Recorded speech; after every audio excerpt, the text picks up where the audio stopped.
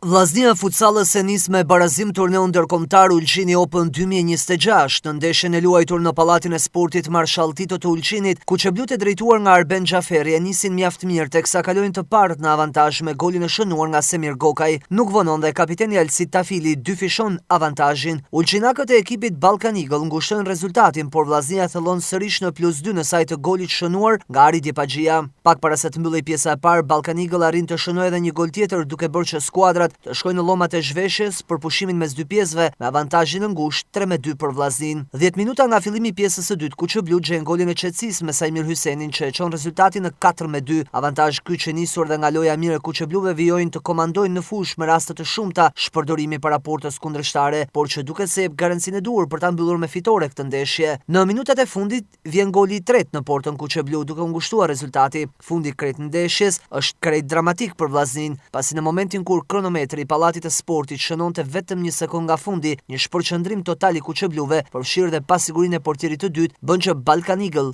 të shënoj golin e 4 duke volosur barazimin e kësaj ndeshje. Një barazim që asesi nuk duhet të ndollte, pasi vllaznia humb 2 pikë shumë të rëndësishme në sfidën e parë të turneut, që mund t'ju kushtoj Kuçebluve në realizimin e objektivit për të fituar këtë trofe. Megjithatë, në kampin shkodran ka optimizëm që në sfidat e ardhshme të grupit B do të arrijnë të rikuperojnë pikët e humbura për të kualifikuar në finale.